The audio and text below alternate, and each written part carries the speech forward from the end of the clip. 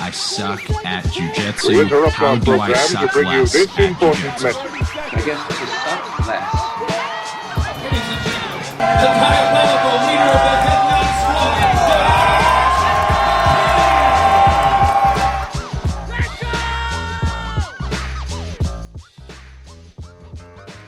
Hey everybody, this is Josh McKinney, and I just want to welcome you to the newest episode of the I Suck at Jiu-Jitsu show. So, today we have a returning guest. I think this is between his podcast and mine. I think this is the sixth time that Adam and I have done podcasts together. And I'll get into how this episode unfolds a little bit, but just a few random notes before we really dig in, before we really get started. If you guys are enjoying participating in the question and answer episodes, a lot of people have just been loving those. You can send in a question now at simplifyingjujitsu.com/ask. You will be able to send in a question about anything that you want to know about, and it will just basically it'll go to a list of questions. So even if we don't answer it in the next episode, maybe we'll answer it the one after. And so if you ever want to ask a question, or if you want to ask a question specifically for next week, maybe something is going on in your gym, maybe something is going on in your training has stalled, you have a competition coming up and you have a thought on that and you need some help. It helps me by you guys asking questions. And so again, that is at simplifyingjujitsu.com/ask. From here on out, I will be putting that link in the description of every episode that I do, and even all the YouTube stuff that we do, just because some people may have technique questions, and we'll be able to better help you guys and just produce better content that way. And so if that is interesting to you, a lot of people have been loving these Q&A episodes. And for right now, as I've been, experimenting with different amounts of posting on the podcast, the truth is, it seems like once a week on Thursdays is the preference of the I Suck at Jiu-Jitsu show listener. And so for at least right now, I'm going to go back to just posting on Thursdays, whether it's an interview, whether it's a Q&A episode, or even if we do some type of solo episode deep dive.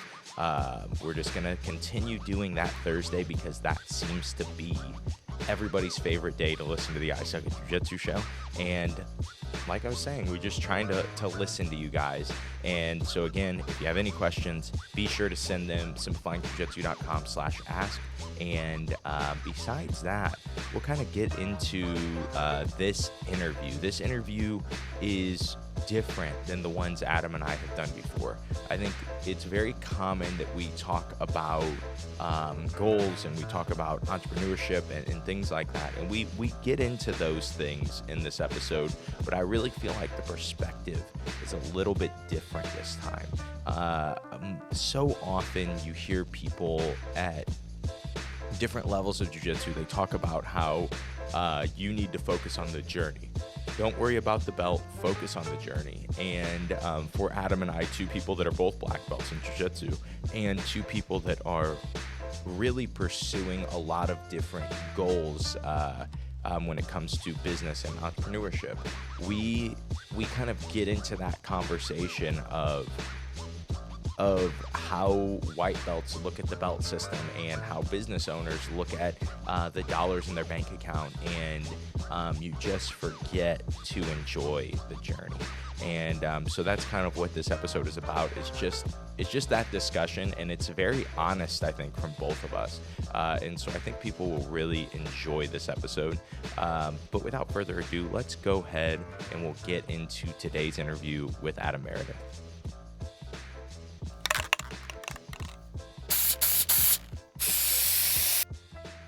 Adam, how are you doing today, bud? Doing good. Thanks for having me back, Josh. I appreciate it. Thanks for coming back. It's actually only been a couple months. It hasn't been a long time like the last time. Yeah, it was at the beginning of the year is when we...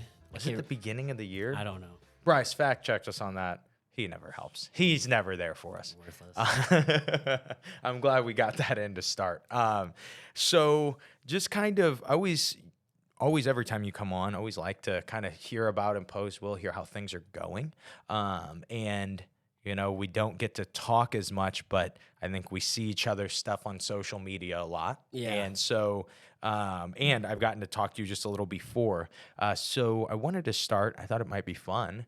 What has been teaching jiu-jitsu? What has teaching jiu-jitsu been like for you lately? I noticed that you have some matted space at Imposed Will HQ, Yeah. and I see people tag you in it, and there's some jiu-jitsu being done. Kind of how did that start? Well, dude, like with our company is very much rooted in jujitsu, right? Because when we were trying to figure out how we're going to grow the business, I just decided like I'm going to serve the community that I know well, right? The one that I'm in, which is jujitsu. So I wanted to provide, good products and really grow from there. So it was kind of a no-brainer to have like a mat space whenever we actually got our first HQ. I think since the last time I've been on here, we've had a lot of growth. I mean, I was, working outside of my house, like working in my house. I think my wife is super happy to have me out of the house now because our whole living room was just completely overrun with, product. And then I grew out of that, and then we got a storage unit. And so I was kind of like splitting time in there. So it's really nice to have like this one central location. And then, it was just a no-brainer to have a mat space in there. Just one for like, if we do want to create content, but then also just selfishly, so I have a place to roll and I can teach people there. So it's really fun, man. I'm teaching like 5 days a week there. I still teach class at night at St. Charles once a week. And, it just keeps me, keeps me thinking about jiu-jitsu, keeps me in the mix. It's, as you know, dude, like you get so hyper focused on what you're doing. And for me right now, that's, growing Imposed Will. We have a mission of just helping regular people become their best. Mm-hmm. And it's a big mission, dude. We want to help, just millions of people, become their best, mentally and physically. And we're going to do that through education and inspiration. But we had to make sure that we had a space, that kept us true to our roots. Mm-hmm. So it's fun, man. I enjoy it, man. Like right now, one of the guys I'm working with, he's in like an MLB pitcher. So it's like cool working with like high level athletes coming through there, like in that private setting. And then even though I'm not like competing or even like rolling as much as I still roll with my students, but it's not the same if like when I drop into like one of your Sunday open rolls or going out to Revive on a Friday and I get to roll with like you and Nick and get beat up by like really good black belts. But it still keeps me, moving and keeps me active and thinking about jiu-jitsu. So just mentally staying engaged, I feel like I'm still at least staying sharp, if not getting a little bit better even in some of my techniques. When did you, I feel like this is a huge thing to go from business in a living room to business in a storage unit to actually having a kind of like I know you don't sell it like a storefront, but having a storefront. And what did that process look like for you? Were you looking at all kinds of different places? Was there any fear of like, are we ready to move to this yet? Oh yeah, always that. Always fear, dude. Yeah, so I was originally looking at this one spot maybe, I don't know, like 5 or 6 months ago. And as soon as I called them, they're like, oh dude, this it's taken. Like somebody basically like scooped that up right away. So it was definitely a huge learning experience, looking at these different spots and trying to find what's going to work financially and then, have the right space that we can grow into. And even now, it almost feels like it's too small. Yeah. We'll probably grow out of it pretty quickly this next year. But it was a massive learning experience, but also very like rewarding in that the business is like its own entity. Because for so long it's been just me trying to grow this thing, and as we were talking before, like I brought somebody on board, so it's not just me anymore. We're from a 1-person operation to a 2-person operation. 100% there, yeah, dude, man. 100% Doubled your growth there. Yeah, man, and so we're moving in the right direction. So it was very like rewarding, but then also it just teaches you the process. So whether it's like business or jiu-jitsu or like any endeavor, the process of growing and getting better is the same. Mm-hmm. You know what I mean? It's small steps. You improve as you go. It doesn't have to be perfect in the beginning. It's like whenever you're teaching somebody, like I was telling you, I'm teaching that guy who trains baseball. He's just doing this in the off season. He's interested in combat sports, and he's trying to figure out. I mean, he's going to do this when he's done with baseball, but he's just trying to figure out something else that he can do that's going to help him. And so he's like as green as they can get. So like, as I'm teaching this guy jujitsu, fuck, dude, what was my thought process? I lost it again. I did this to you last time, Josh. We were just talking about just kind of the growth of the business The and growth, that yeah. risk. So everybody goes through the same process of what I was saying. So just to see him go from like having no experience, right, and then you just kind of teach him the basics, like just to help get him a foundation. And everything's super sloppy, right? It's like I just need you to start learning the mechanics, right? Figure out how to do an armbar, how to do a triangle. It doesn't have to be perfect, it doesn't have to be completely buttoned up. And we can button it up as you keep going. And it's the same thing with business, right? Like you get started and then you refine it as you go. So it's a huge learning experience, but very rewarding. I see that too. Obviously, I do different stuff in business, but then my primary focus is always teaching jiu-jitsu. But in that same light, so many people have these ideas. They have, for me, like a podcast and being able to move it into a true podcasting studio and not just being on Zoom. You get that analysis paralysis so much, and you get that like, if we treated it like jiu-jitsu, and I said, okay, well, I'm going to do an armbar. And instead of trying an armbar for the first time, I studied for tens and hundreds of hours on how to do an armbar. Right. My first rep is still going to suck, And so you kind of have to, in business, in jiu-jitsu, you kind of have to accept that you're going to suck at this. Do you notice anything that you, not even maybe a regret, but just maybe when you, in this first new building, did you notice anything that you're like, oh my gosh, I shouldn't have done that, or I should have done this completely different? Anything like that?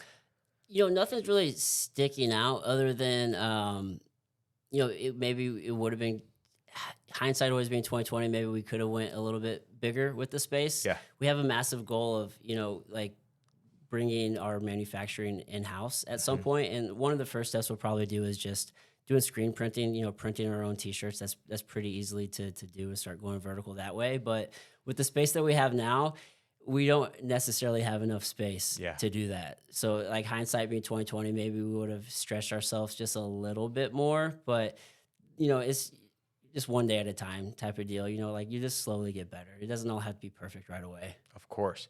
And so getting to see the growth since you've really been focused on Imposed Will has been really fun. Obviously, I work with you guys. That's also, lets me get to see so much more of it. When you're like in this process of, all right, our first building is too small, right? Or it's just not going to be big enough. Are you already going, even though we're not ready yet, we're looking for the next place, or is it kind of like, all right, we're going to finish this lease and then we're going to make our decision? Well, yeah, we're definitely going to be, we have a 3-year lease, so we're going to finish that for sure. But just depending on how growth goes, we'll just take it as it comes. So we may end up having to get like a second spot and have, both of them simultaneously.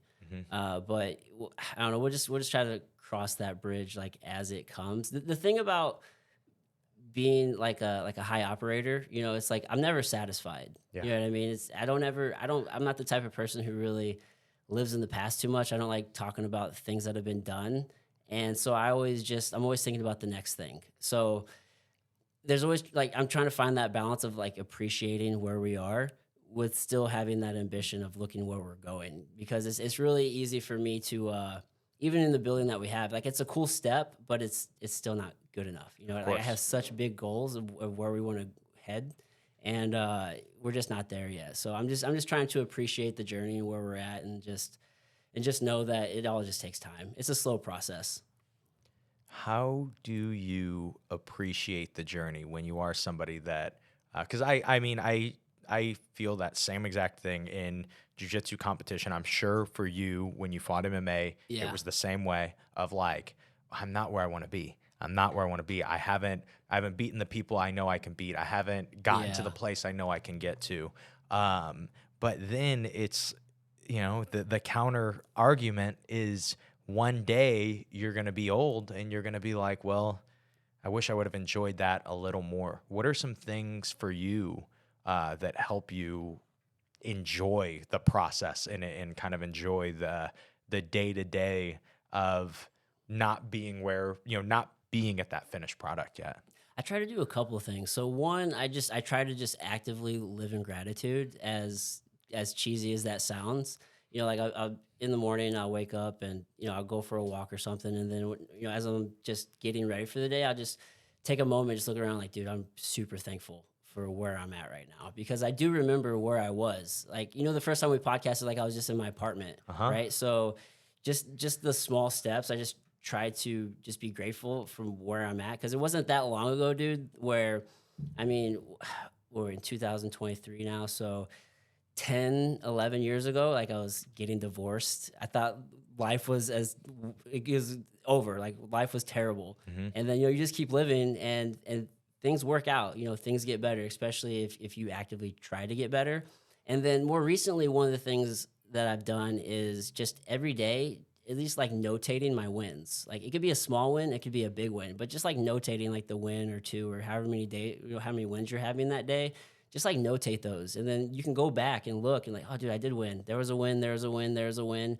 And because it's easy, especially when you're an ambitious person, to just forget about those things and just focus on the next thing. So just taking the moment to actually notate, like, oh man, that's a win there, man. And then you can build from that.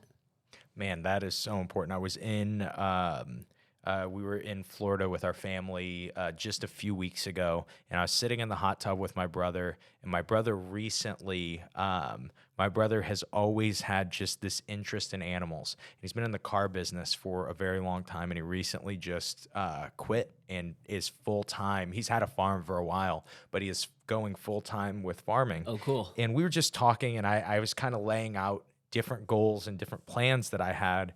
And I might have made some statement of like, yeah, then I will have success, or then I will be successful. My brother goes, hey, he goes, remember when you used to say like, all I want to do is teach jiu-jitsu for a living? He's like, you do that now. He's like, you get to live this great life teaching jiu-jitsu, and kind of, got on me a little bit about like, you're not being thankful for where you're at. Yeah. And it's nice to have people like that will remind you, because if you are that quote unquote go-getter, you will just be like, well, no, it's never enough. I always have to keep going. Do you have people that are like that? I think people, they do remind me of that.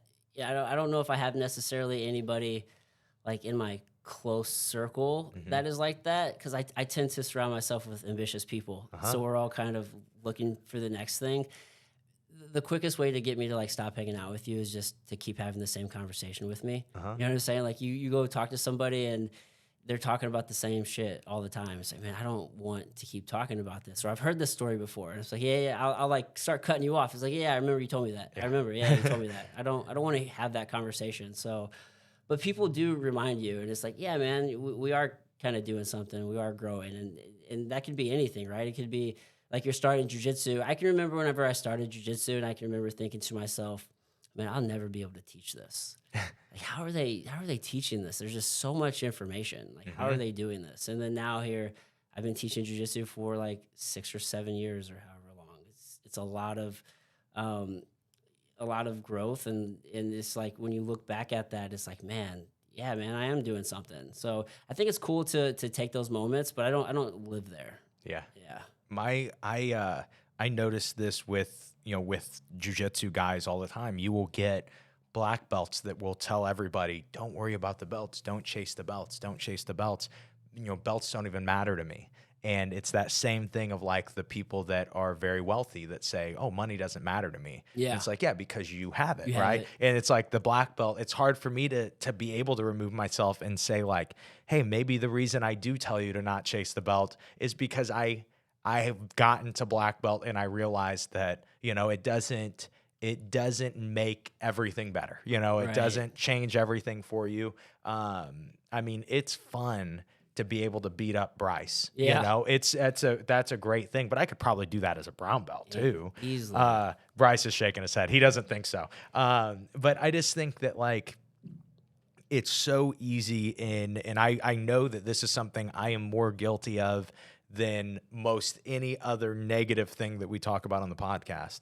But it's just so easy to not even wish parts of your life away, but kind of wish parts of your life away. Oh, for You know? sure. And so that's something that, like, for me, trying to find that balance as a podcaster or Yeah. as a jiu-jitsu athlete, or, you know, as whatever, is something that I notice that I struggle with. And I note that, like, you know, I can't be on the other side of the spectrum where I'm just like, okay, I am fully content with everything that I am doing right now. And so finding that balance is just this battle for me that I constantly have. Oh, dude, patience is a virtue, right? I mean, I caught myself just the other day thinking, oh man, I can't wait until we're at 10 years of business, right? We're coming up in April. It'll be 3 years of just grinding. So I know that sentiment, right? You want to get to the promised land, but there is no real promised land, right? Because once you get there, you're looking for the next thing, right? So patience is for sure a virtue, but then also I just realized, especially in from the jujitsu's perspective, we all kind of walk the same path, and that's really any journey, no matter what your pursuit is. Like there's kind of the same learning curve, and like there's that same path, right? Like as a white belt, you're drinking from a fire hose. You're just trying to figure out which way is up. You're trying to learn, like, what is this thing called jujitsu? Like, what is my objective, right? Like, I don't, you roll with somebody who's brand new, like, they don't even know what to do. They don't know how to engage. They don't know to get grips. They're like, what am I trying to do? It's like, hey, dude, you're on top. Just try to stay on top. Don't let me sweep you. We want to pass the guard. You know what I mean? And, on bottom, like, try to get a sweep or a submission or even I try to ignore submissions. We always hear position over submission. Like I quit saying that because even that I think confuses people. I'm like, control before the finish. Oh, like, yeah. Control. Like half the time when I'm rolling with lower belts, I'm not even searching for submissions. All I'm doing is just controlling them and just going from position to position. It's not like I'm searching for anything. If a submission presents itself, I'll snatch it, but it's not like I'm going for the submission. I'm always about control. So we all kind of walk that same path. It's just understanding what that path is and then trusting the process, right? So as a white belt, you're just drinking from a fire hose. You're trying to figure out which way is up. What is jiu-jitsu? Trying to make sense of it all. You start putting it together, you're a blue belt. Now you have a few techniques. You're kind of doing some stuff. And then by the time you're a purple belt, right, like you have a good idea what jiu-jitsu is. You have a pretty good idea of like what your game is, but you start moving away from those basics that you learned as like a white and a blue belt. Then you start doing all the fun stuff, right? You start going inverted, you start attacking legs, you start doing spider guard and, lapel and just all these different things, just trying to figure out what is your game. And you start getting more fancy. And then as you go from brown to black, you start stripping all that away, right? And you kind of start, once you get to black, it really is true. You start seeing everything differently and you kind of do start all over. Like, I think there's that idea, you don't want to chase the belts, but I mean, ultimately, if you're an ambitious person and you get into jiu-jitsu, like you probably want your black belt. Of course. Right? So you get it and it's like, all right, cool. I accomplished that. And then now you can start appreciating, even just drilling. It's like you have more intention when you drill than in the beginning, right? Like, you teach somebody who's brand new and you're like, hey, go drill arm bars. They'll do 3 arm bars. They're like, all right, now what? Drilled it. It's Done. like, bro, what are you talking about? You got like another 9,997 to do, right? So just have more intention, but I don't think you're really even in the place to have that intention until you've gone through all those steps. So we all kind of have to like go through the same process, and you can apply that same principle to anything, whether it's business or your health or relationship. We all kind of go through the same process. Mm-hmm. And that is back to that notion of being able to enjoy that process. Yeah. And that's a nice thing about jiu-jitsu is if you are fortunate enough to one day get to black belt or one day just become a very good grappler, you can always deconstruct that. You can always say, well, I was absolutely terrible at this when I first started, and with dedication, with surrounding myself with the right people, with doing things consistently for a long time, I got good, and you start to, just like you said, you start to see jiu-jitsu or you start to see whatever in a different way. When you hang around a really high-level business guy, you'll be like, yeah, I'm having all these problems, and they will give you an answer, and you'll just be like, wow, I've never thought of it that way. And they're like, yeah, that's actually the only way I think of it. Right. That's how simply I think of it, and that's why I'm here. But they had to take that same consistency and dedication and all those lessons learned. But it's funny, you go to that you stop thinking about submission and you start to think about control. This is something that for me at black belt, when I started to understand it more, it started to make my jiu-jitsu so much better, because I started to get more submissions and better submissions, because I started to realize, like, oh, I am attacking your ankle with this ankle lock, but the reason you can't just stand up and walk away from it is because I'm controlling your hip and your knee, Right. you know? And when you start to see jiu-jitsu for that, it does start to simplify it. When you're teaching your newer guys, would you say that there is a level of kind of concept like that you're teaching with? Yeah. I tend to teach a lot of concepts. The biggest thing that teaching has really forced me to do is think about why I do things, right? Because you have to explain it to them, and sometimes I'll do something, and I'm like, well, I have to pause for a second, like, why do I do that? And I'm like, okay, well, it's because, if like once you've done something enough and you've put in enough reps and you've kind of like you've built that database, in your mind of like what has to happen in these scenarios, because you've rolled so many times, you just develop this understanding, right? Like I was explaining to this guy the other day, it's like you can learn enough jujitsu to be just an average, like a regular person who doesn't know any jujitsu in like a month or two. You know what I mean? Like it doesn't take very much jujitsu to be an untrained person, and when you do that, it's like you're kind of, if you're only worried about like self-defense, or you're only worried about beating an untrained person, then you're gonna like kind of cap yourself and limit like what you're doing. Like what we're training for is people who know jujitsu, right? So knowing that, it's like I know that if I do this against somebody who also knows jujitsu, like they have to do this. Like an untrained person might not do this, and you might do something different to maybe like here's a good example, like a mounted armbar. I think some people will learn like a mounted armbar very early, and there's like that idea, like they put their arms out and then you just kind of you rotate, you pivot, and you just take the armbar. But that creates an opportunity to create space, which will eventually, like, you'll make a mistake. Like you'll go too fast, you'll create space, they'll escape, you won't get that. And like maybe you'll get that on like a somebody who doesn't know anything, because they are trying to like bench press you off if you have them mounted. But a good guy will keep their elbows in and they'll start elbow escaping. So now you need to do something that has more control and is slower, right? Like not a fast movement. So then like I'll go like the gift wrap, and then we'll go like a S mount, and then we'll take the arm bar from there. So it's just knowing that this is what a good guy has to do. So having that knowledge, then I can act accordingly.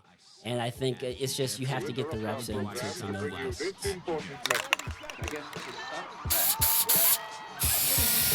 Hey guys, just wanted to interrupt this interview really quick and tell you about something we have going on at simplifyingjiu-jitsu.com. I already told you at the beginning of the episode, we finally have a way for you to ask questions. And this is simplifyingjiu-jitsu.com/ask. And all this is we are producing so much content. If you guys follow the YouTube channel, Josh McKinney BJJ, you are seeing that we're posting 4 or 5 times a week on the YouTube channel when you include the podcast. And that can only continue if we know what you guys want to see. And we're getting great feedback. We're getting great comments. Thank you guys for those things. But people want, if you have something specific that you want to see me explain, me give my perspective on, or me talk about on a podcast, be sure to drop that question, drop that suggestion at simplifyingjiu-jitsu.com/ask. And the nice thing about this is you don't have to ask right this second. If something pops into your head and you go, man, I wish I knew this about jiu-jitsu, you now have a very simple way to ask one of your favorite black belts, one of your favorite coaches, that perspective. And so again, this is only available at simplifyingjiu-jitsu.com/ask. Be sure to check this out on the website, and be sure to check out some of the awesome instructionals that we have at simplifyingjiu-jitsu.com. Let's get back to the episode.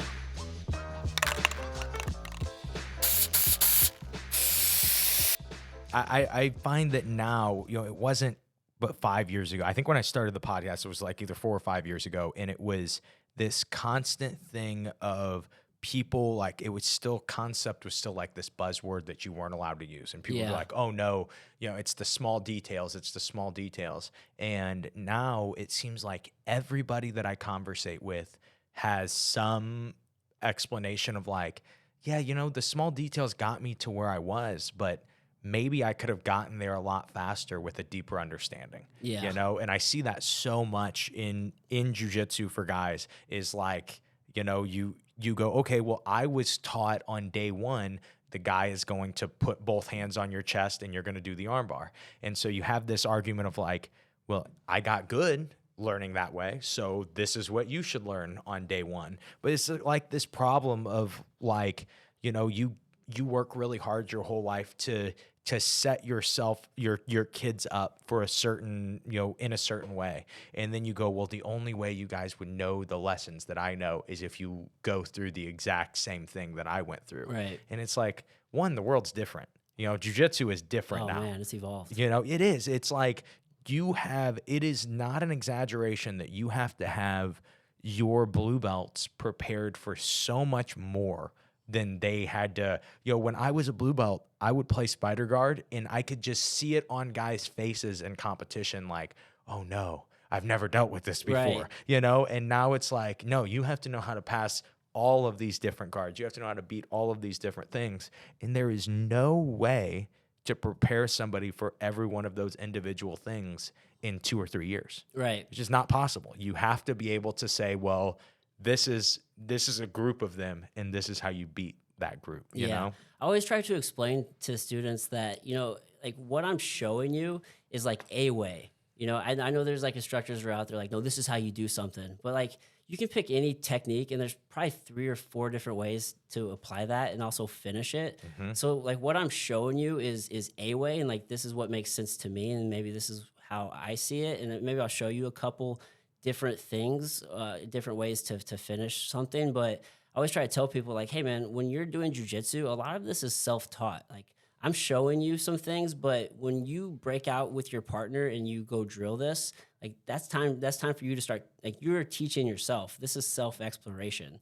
Like when you're rolling, you got to figure out how to now you're pressure testing. Now we have more intensity. Now you have to refigure out the technique that we just did with no intensity, and now you have to put it into an intense situation. Now you're teaching yourself, right? And that's where those reps come in, right? So there's no one size fits all by any stretch. So I just try to teach, you know, just certain tried and true like principles that make sense. Like, you know, if I'm on top or I'm on my feet or something, I'm trying to I'm trying to engage with you, and you're like in a sit-up guard.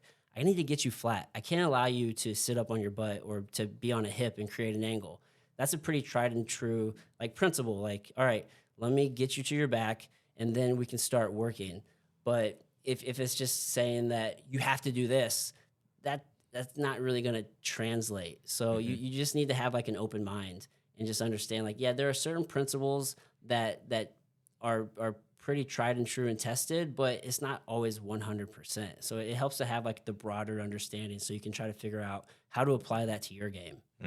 Yeah, dude, it's like nobody teaches you how to coach really in jiu-jitsu. You know, you have to be very, very lucky to have a coach that will even give you any tips on how to be a better coach. Yeah. And it's like, you know, like this is something I've always told my students since I started, because I started teaching as a purple belt. And so obviously the amount of knowledge that I have now than 8 years ago is I have way more knowledge now. Yeah. And so I'd always say as a purple belt, like, hey, I'm giving you this answer. And 3 years from now, 5 years from now, you're going to ask me the same question, and I will probably give you a completely different answer. 100%. Both are probably right. It's just how I see it now, you know? And that's like, it's so easy. And it's like my problem with trying to develop a real curriculum for teaching jiu-jitsu is like, you know jiu-jitsu so much better as a coach if you're working on it, if you're studying it, if you're training it, you know it so much better and so much simpler a year later, you know? And so like at that point, your curriculum starts to become outdated. And then maybe you have a big, like you see something huge and then it's like, yeah, now my curriculum is very outdated. Right, for sure. And like sometimes you'll show something and then you'll see people applying it and maybe they keep you'll see, I don't know, 3 or 4 people make the same mistake. It's like, man, how can I teach that to eliminate the mistake? Even if something as simple as like a rear naked choke, for example. Whenever I used to teach it, I'd be like, put the back of the hand on the head. But what happens when you do that is people inadvertently, they'll turn their hand and they'll put their palm on the head, and or they'll put it on top of the head, and you won't get the right pressure. So I had to like, how can we eliminate these possible mistakes?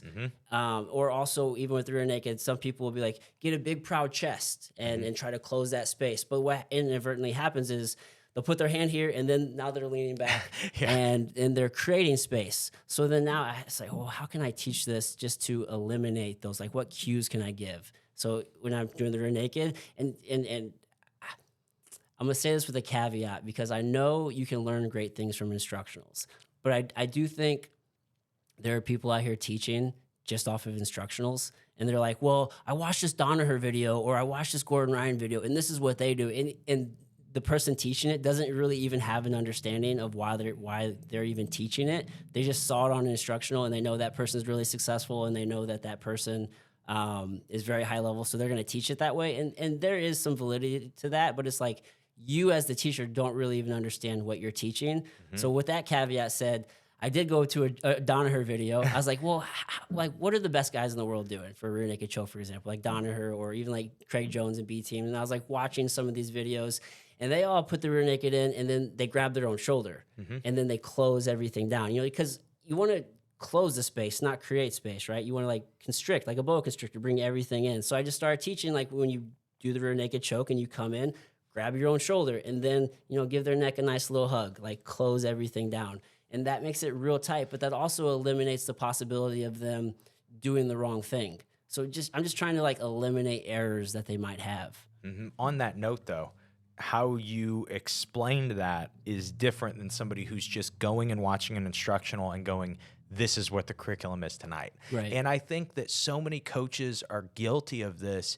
One, because they're afraid of their own lack of knowledge. You know, it's like this worry that, well, if I don't know it fully, what if somebody has a question? Well, it's really important that you are showing what you do then, because if they have a question about something that you don't understand, something that somebody else's move or somebody else's idea, and they're like, yeah, but you know, what happens if this?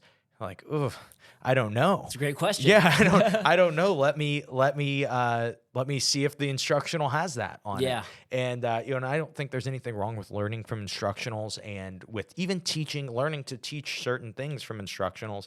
It's just when you start to kind of separate that. You know, for instance, I post a lot of things on YouTube now, and most of the comments question my sexuality. The other comments will be like, you know, oh, I really love this. I love the way you teach. But then there's this third group of people, and they're like mad that I didn't use a term that Danaher uses. Yeah. Mad that I didn't use a term that this guy uses or that guy uses. And the problem with that is I didn't learn it from those guys, and I don't speak the language that those guys speak. Right. I barely graduated high school, dude. I am going to be able to teach jiu-jitsu for the common man and, you know, in the language that I understand. And so, to argue that it should be, you know, it has to be said this way, or like you didn't point out this specific thing that Danaher points out, when I hear that, I'm like, yeah, you obviously just watched an instructional and you said, well, this is, now I understand. Yeah. And the problem is, unless you're pulling it off on really good guys with minimal effort, you probably don't understand. Yeah. You know, you probably don't see it in the way that Danaher sees it or the way that his guys see it, right? He gave you this very specific group of words that is on a video. Yeah. It's not the same as being there with him and learning it and then saying, well, what about this? And what about that? And then actually developing a true, you know, a true understanding of that. Right. It's you know, maybe you're doing whatever technique that you're applying. And Danaher knows, he's like, well, I'm doing it this way because when I do this, then they do this, and then now I'm doing this because of this. But if you're just watching it, you know, you're just a blue belt watching it, and then now you're going back and sharing that with your gym buddies, you're you're going right to the end of the race, but you don't really understand the steps that took you there. You know, you don't really have that full understanding. And I think that's just a part of the journey. Right? Oh, yeah. I mean, there's things that, like, we all have those aha moments. Like, you know, the instructor just said something and you're like, oh shit, like, what? It just changed my whole game. Like, how did I not see that before? Well, you probably did see it before. You probably saw it as a white belt, but now that you're a purple belt, you're in a place to actually receive that message, and now it makes sense to you.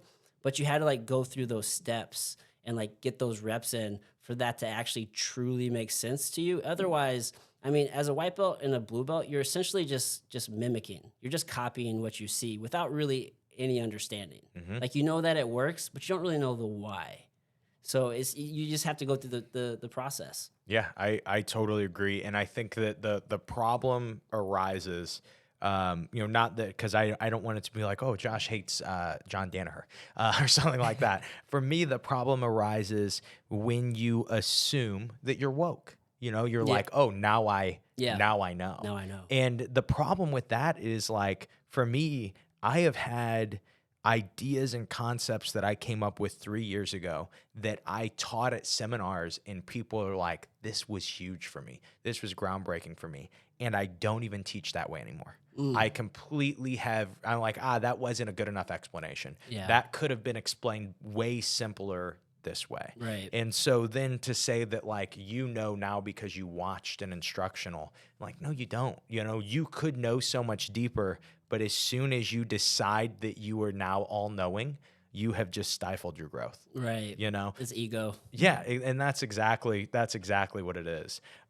So speaking of purple belts, you know, this is kind of the main reason that we wanted to have this conversation, was you know, running a jiu-jitsu gear company, or being having a jiu-jitsu branch of your company. It is very common, I am sure, that people will message you as the next Gordon Ryan and tell you why you should sponsor them. Is that something that happens at all? Oh, with you? absolutely. Absolutely. Do we get inundated with people wanting to be sponsored on a regular basis? I think that's a big goal for a lot of practitioners, you know, especially as, you know, you fall in love with the sport and you start competing, and then you're like, oh, competitions are expensive. Yeah. Like, these things add up. And we're in the age of social media, you know, everybody wants to be an influencer, and everybody wants to have, you know, their ambassador code where you can go save 10%,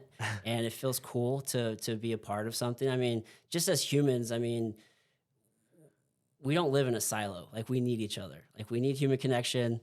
We need community, and it feels good to be a part of something that's bigger than you. So yeah, that's definitely one of the things that we get a lot of requests on. Is like, hey, how can I become sponsored, or will you sponsor me? And I'm not really sure that a lot of those guys really quite understand, like, what it takes to be sponsored, and then also, like, what are you entering into with sponsorship? You know, I think it's often approached as like, hey, I need something. What can I get from this company? And you have to realize that if you really do want to be sponsored, like, there's several things to take into account, you know, when it does come to sponsorship. What are first, before we get into that, have you gotten any really great messages about how you should sponsor somebody that you should share? Anything that's been, like, over the top? Anybody telling you that, you know, it would change your company to sponsor them? Anything like that? We haven't got those yet. Oh, really? Yeah, no one's been egregious. Like, people are usually pretty cool. They're like, hey man, I like what you're doing.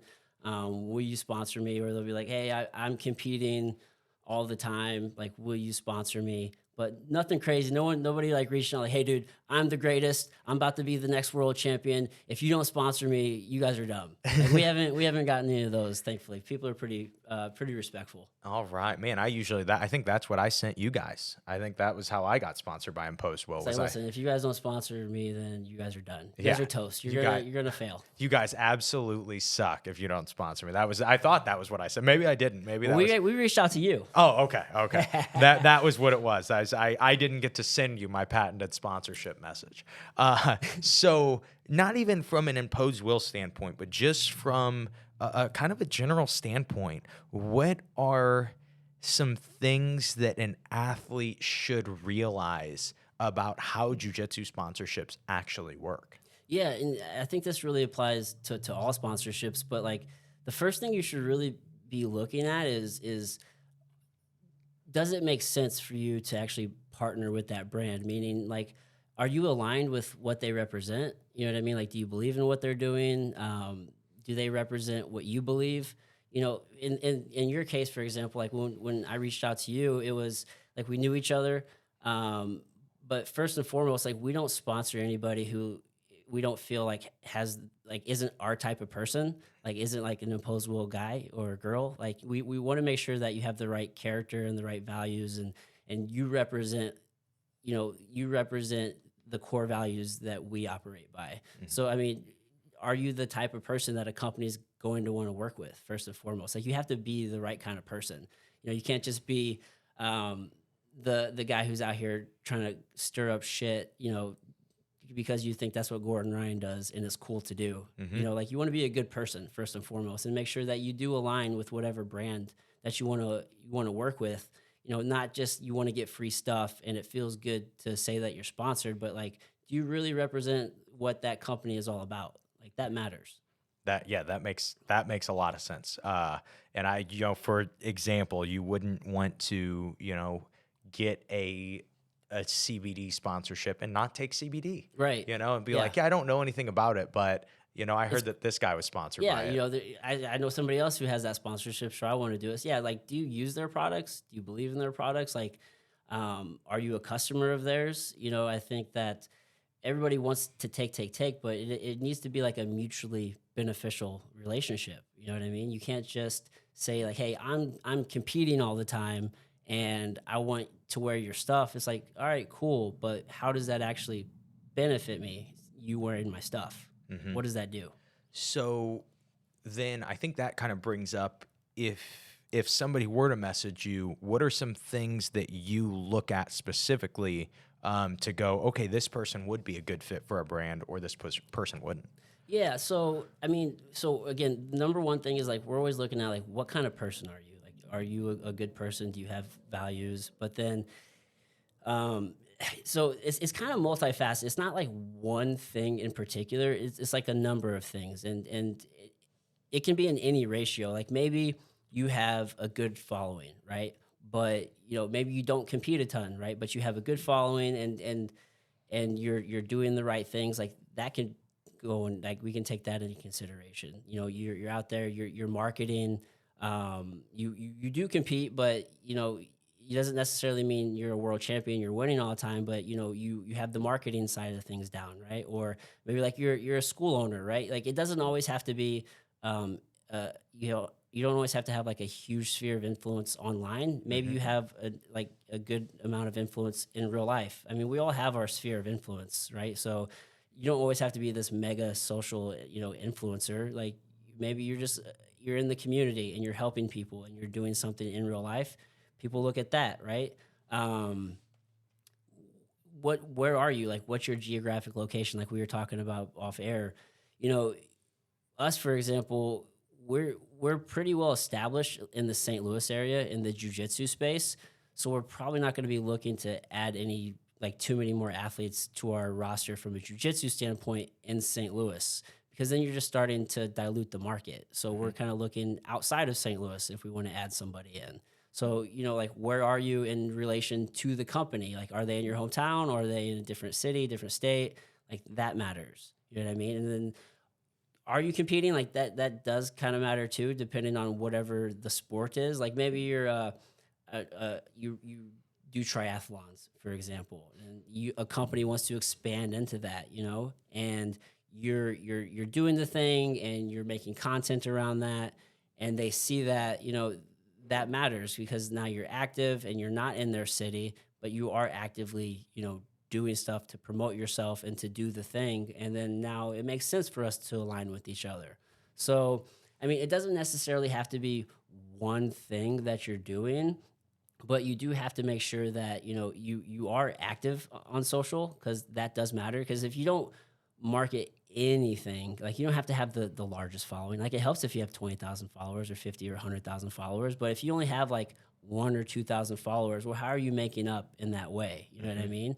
And then also, like, to the original point, like, do you support the company? Like, are you a customer of theirs? Like, why would you want to represent a company that you aren't even a customer of? Like, that doesn't make any sense. Just to get free stuff, all right, cool. But then now, where does that loyalty come into play, right? Because as the company grows, ideally, if you're saying that I want to be a sponsored athlete for you, then we're entering like a relationship. Like, we want to grow together. So it can't just be this short-term thing. Like, what can you do for me? Like, how can we benefit each other? And so it sounds like, all those things listed is like providing value. Yeah, ultimately it's just providing value. How can you provide value? In what way are you providing that value? How are you representing yourself? How are you representing your community? And how will you represent that company? What are some things that you notice that, obviously you listed off a bunch of things that are providing value, what are some things that you notice specifically, if anything, that sticks out in your mind when somebody has messaged you about sponsorship, that you've noticed, like maybe a specific type of post or a specific type of just how the person carries themselves, anything like more specific for them? Dude, the thing that really sticks out to me is, like, how eager are you to give and how slow are you to take? So, man, we just brought on a new kid onto our roster, Landon Torville. Are you familiar with him? He's local to the area. He trains at Fathom BJJ. Oh yeah, in Highland, and he's just I think he's like 19 years old. He's he just got his purple belt, and there's just a number of things that he's doing. So he's an interesting case in that if you're like a blue or a purple belt, or you're just newer in the journey, like, you either need to be like a phenom where you're out there submitting like black belts or higher level guys, and we see like a lot of potential in you, which he is. He's like one of those guys at blue belt. He's beating black belts, and he has a lot of potential. But then also he's just a good kid. Like, he's very eager. He's like appreciative of being sponsored, and like, he wasn't even asking to be sponsored. His coach actually tried to get him sponsored more than he did. And then, also, like, you have to have patience. It's like, say you reach out to us and you're saying, oh, I want to be sponsored. All right, cool. Well, maybe I send you a free kit. All right. And now I'm going to watch you and see what you do with that. Like, are you making content? Are you wearing our stuff? Are you, are you promoting us? Are you living the core values? And then based off what you do, then maybe we offer you something. But so many people want things right now. They think I asked and you didn't say yes, so I'm just going to move on to the next thing. Well, if you don't know who's watching and you don't know what they're thinking. So maybe I send you a kit and I might watch you for a whole year to see what you do with that before we ever even offer you anything. But if you say, oh man, they haven't got back to me, and then you go to another company and try to get sponsorship, like, why? Like, we just dodged a bullet because you have no loyalty or patience. Like, why would I want to work with you? So it's just, you got to have patience, and you have to be willing to like give. And also, even maybe you don't have a huge following, and maybe like content isn't your thing. Like, Landon's a great example in that I think he has less than 1,000 followers. And I think maybe within this last year, he just started getting onto social media. He's not like an expert like you are. Like, you have a good following. You're constantly active. Like, you're trying to get better. You're producing tons of content on all these different platforms. This kid, on the other hand, has like 600 followers, and he's barely even on Instagram or Facebook. But like, when you talk to the kid, he's eager to help. He wants to learn how to get better. Joel Getters is another great example of that. Like, Joel doesn't have a massive following, but he has like the best attitude, and like, he works hard, and he's always trying to get better and improve. And when you have that attitude of, man, I want to do better. I understand, like, I'm not where I need to be now, but I'm going to work to get there. You don't give that entitled attitude, which I think that's a very big thing in today's society. We all kind of feel like we're owed something. Whenever you realize that, hey, I'm not where I need to be, but I'm willing to work to get there, like, that says a lot.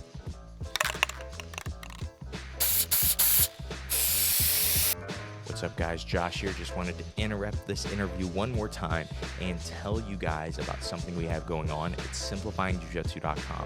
So right now, I haven't mentioned this, so there's a lot of new listeners who have probably missed out on this. The last ebook that I wrote, the last book that I wrote, is this idea. It's called the 3 lenses. And what we do is we highlight the 3 perspectives that people typically learn jiu-jitsu from. And this is kind of comes from this idea where I have interviewed all these amazing coaches, and I've realized that no one size fits all when it comes to teaching. There's all kinds of different teaching methods, and different coaches, and more importantly, different students do well in specific training methods. And so what the 3 lenses will do is it will let you understand who you like to learn from and how you like to actually train jiu-jitsu and how you actually get better faster. And that is available completely free at simplifyingjujitsu.com/3. I'll make sure to link it in the description. But again, that is free at simplifyingjujitsu.com/3. You can get the 3 lenses ebook. It is absolutely free, and it will help you learn how you learn jiu-jitsu. It will help you get better so much faster at jiu-jitsu. Let's go ahead and get back to the interview.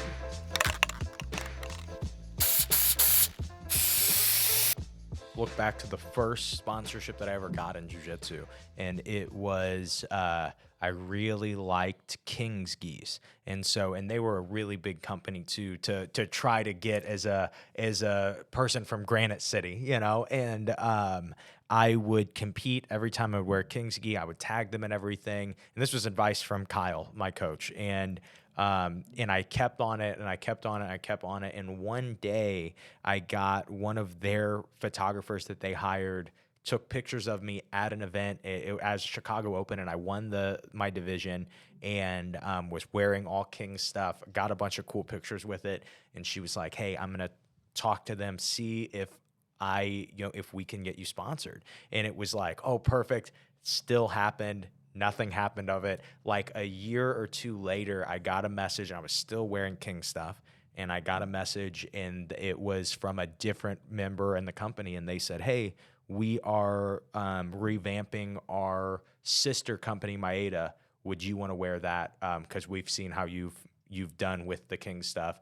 And, I was able to get that sponsorship. And, I really do agree, like, as a jiu-jitsu athlete, being really consistent and being able to, as simple as it is, tagging those people in your social media. A lot of times, even if it's not the owner, if it's just a person that runs the social media, they see that, and they see it and they share it all the time. And just kind of building that relationship is really big.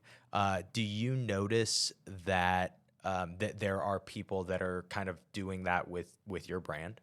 For sure, man. I mean, you always want to be like quick to give and slow to take. It's like you're making deposits like in like that karma account is what I like. You want to make more deposits than you do withdrawals, right? Mm-hmm. So I mean, there's definitely people out there who just want to give and like not take, and like I keep my eye on those people for sure. And I think what people need to realize is like most things, I already said it earlier, patience is a virtue. Like business moves slow. Most things do. Growth takes time. I mean, there's a reason why it takes 8 to 10 to 12 years to get a black belt in jiu-jitsu, because it just takes a long time and it's a very slow process. So same thing, when you're just getting on the radar of a company, what do you expect them to do? Just to like jump right on it and be like, oh yeah, dude, you just asked me to be on the team. Sure, let me just put you on the team. Like, what if it doesn't work out? Like, we're entering into a relationship. Like, what if that doesn't work out? Why would you want to commit yourself to something that maybe you're not ready for or you don't really have the dedication for? So you just have to have the patience to understand that, man, companies move slow. So to your point, it was like a year or 2 before they even got back to you, but they were watching you all that time. Mm-hmm. And had you switched to another gi company, they would have wrote you off. Mm-hmm. They were like, why would I even want to mess with that guy? So you got to have the patience to understand that it is a slow process, and you just want to keep giving without asking. Like, keep giving without asking. And that does take some faith. And it's not comfortable by any stretch of the imagination, but if you have that faith and you put in that work ethic, it will pay off. Mm-hmm. For sure. Man, that is those karma points are such a real thing. You know, people don't realize that in just even in jujitsu learning, if you are giving to people like maybe that don't have as much knowledge than you, Right. and you are just freely giving to those people, people remember that more than if you taught them the coolest thing when they bought a private from you. Right. And when you go to sell privates, those people that you have given all this free knowledge to, they're like, oh, I've learned from this guy. And Right. I've learned from this guy for free. You know, I wonder if there was, if I paid him, I wonder if it would be even better. Yeah, dude. And so, I mean, we've gotten deals just from, I have a buddy who he lives in San Antonio now and he trains at a different gym, but he started at our gym in St. Charles, and like he's managing a different gym in San Antonio, and we got a deal doing custom gear for this gym simply because whenever he was a white belt and I was a purple belt, he's like I made him feel welcomed and inviting, and he just enjoyed rolling with me, and I wasn't like a dick to him. You know what I mean? So you don't know what kind of impact you're having on somebody. And the beautiful thing about jujitsu is we have all walks of life. We have plumbers and carpenters and high level business people and lawyers and all these different people that come through the gym. So you don't really know what kind of impact you're having on somebody, and you don't know what kind of impact they could have on you down the road. Like you just never know. So, you just being a good teammate, showing up and, just helping somebody with a technique or rolling light with them, or just it's their first day and you say hi to them and you make them feel welcome at the gym. Those things matter, like being a good person matters. It may not pay off today, but it will pay off down the road without a doubt. I mean, one other thing with that is like, I spent 10 years being a fighter. And in fighting, a lot of people make enemies in fighting. Oh, yeah. You know what I mean? Because everybody wants to sell tickets, and you have ego, and you're the big bad man, and so you can make some enemies for sure. And I think one of the things that me personally, I've been very fortunate was like I didn't make any enemies fighting, dude. You know what I mean? Like even now, like I do a lot of business with different gyms around the city and around the country that are not affiliated with my gym. You know what I mean? Or even, working with like Adam Sella and he's building something really cool with CX BJJ, and they're doing opens and shows and different things. Like I tried to fight Adam like 2 or 3 times. Like called him out. I'm like, dude, let's make this fight happen. Like the fans want to see it. Like you're one of the best in St. Louis. I'm one of the best in St. Louis. Like let's make this happen. Never happened. And fast forward to today, like we're friends and we've done some business together. And that's just because neither one of us were dickheads. You know what I mean? So you just never know. Like life is long, man. Like whatever you're doing now, you don't know how that's going to play out down the road. And like circling back to to sponsorship, like what you do today, you don't know how that's going to help you down the road. You might get a sponsor by what you're doing today, but you got to play the long game. It's all about the long game. You can't just sit there and think about me today, because there's more to it. Man, that's something that you and I just keep going back to in this conversation is how much of a long game it is, and just being wise with your day to day. But that was actually what I was going to bring up next was, there are negative karma points. Oh, for You sure. know? There are people that I don't remember which episode. I think it was just a recent episode we recorded, so I don't know when they come out will be. But I was telling a story about how as a purple belt, I collar choked a white belt, and he was like, hey, what would be better is if you did this to finish the collar choke. And I was like, yeah. And then like, I didn't get to see this guy for like 6 months. And then when I saw him again, I collar choked him like 1,000 times. And I like, he had some negative karma points stored up with me. And I was like, oh, perfect. The time to cash in, Absolutely. And I see that in the jiu-jitsu space on the mat all the time, where you see like how people treat each other and just, how it can have these, even if it isn't a profound thing in your own life, even if being nice to that guy just changed his life, right. And kept him on the mat and he was ready to quit, and you pulled him aside and said, hey, dude, you wouldn't be as bad if you did this, Have you had those instances where guys would be like, hey, Josh, do you remember the time, and just fill in the blank, and you'd be like, I don't remember that at all, dude. Oh, yeah. I have had so many of those just being on the mats for so long. Yeah. And like, Kyle had always, Kyle's had a lot of different people come through his gym. And then, I've trained at a lot of different places too. And what's funny for me is I will have friends and I don't really remember specifically how we met. No, yeah. And then they'll be like, yeah, do you remember this and this? And I'll be like, we met back then? I'm like, I thought we've been friends for like 2 years. That was like 10 years ago. Yeah. I'm like, oh no, we've known each other for a really long time. And I have that. That stuff happens to me a lot, just being on the mats. Yeah, you never know what kind of impact you're going to have on somebody, without a doubt. I mean, it's easy to be short-sighted, but man, you just got to think just on a day-to-day basis, man. Just be a good person. It's not very hard. That is very true. So Adam, just kind of as we get to the end of this conversation, is there any other things? We've talked about a lot of different things, but we really have just talked about the journey, and that's been kind of our focus this whole time, it seems like. But is there any other things that you want to bring up? Any other notes that you have?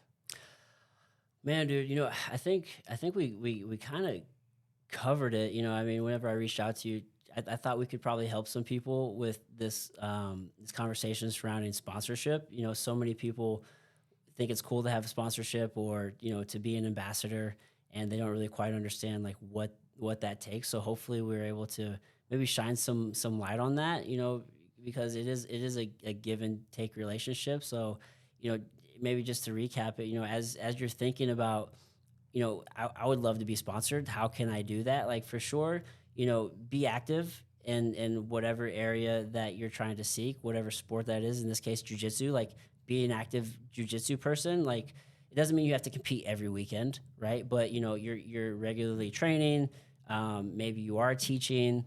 That's a huge help. Like I really like working with gym owners. It doesn't matter that they have a ton of world champions at their gym. It doesn't matter if they're a world champion. It doesn't matter if they have 100,000 followers. But it's like, are you a good person? Are you active in your community? Are you actually helping people? So be active, but also try to get better in whatever area that you're lacking, whether it is social, whether it is like maybe I could compete more. Consider, where are you at geographically? What's the proximity to the company? Does it make sense for them to actually sponsor you if you're in the same city or if you're out of the city that they're in? And then, just trust the process, dude. Like we've been talking about, man, because nothing happens quick, right? So you just have to trust the process, man.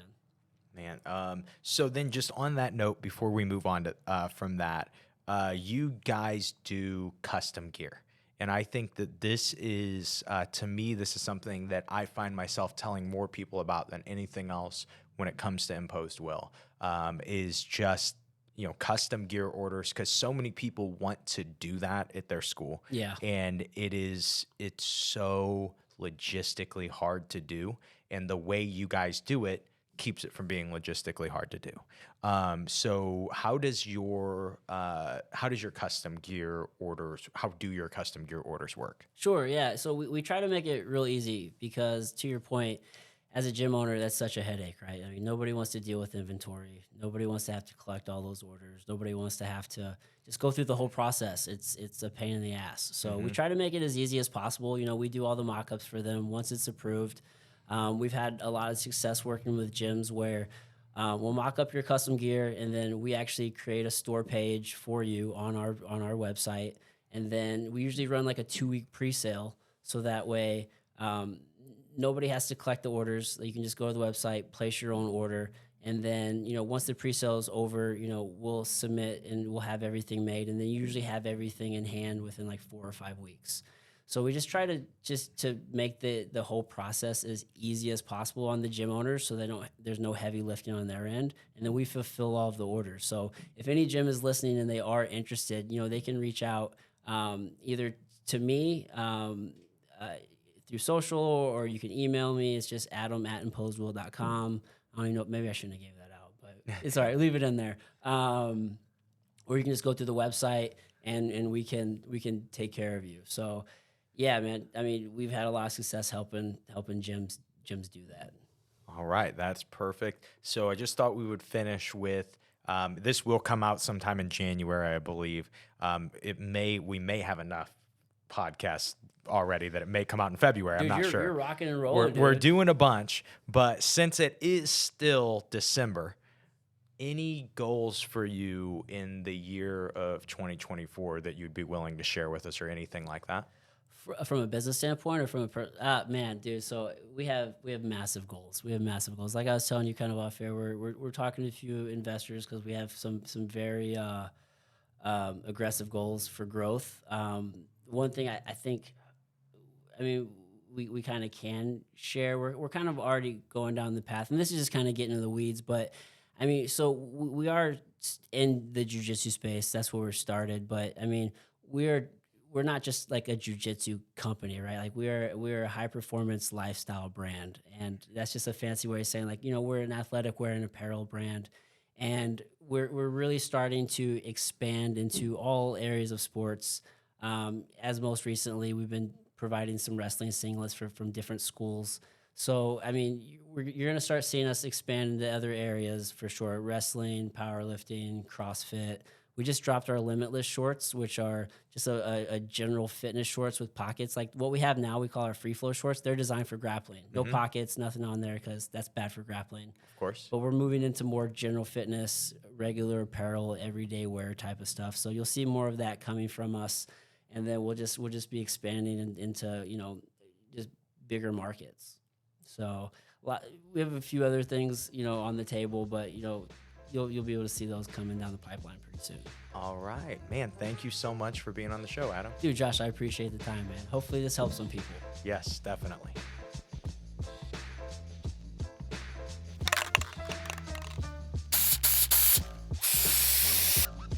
And that is the episode. Thank you guys for checking this one out.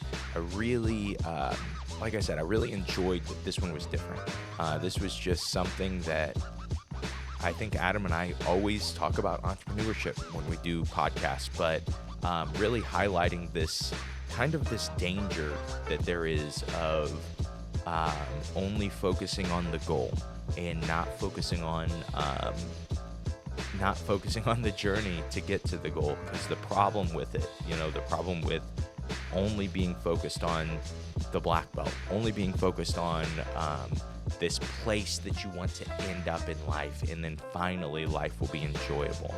One, when you get there, you will always realize that there are still problems that follow you. But two, a lot of times you get there and you realize that now it's over. The fun part was the dream. The fun part was the chase of it. And I just think for me personally, this is something I'm seeing more and more in myself, is that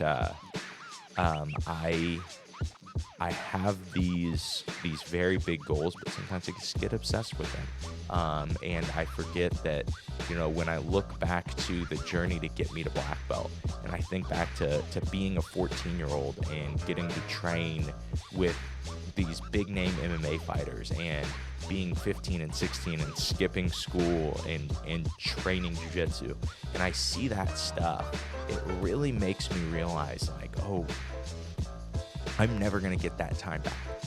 I have a son now, and I see, like, oh, he's gonna have this period of life where his time isn't as important, and he doesn't have to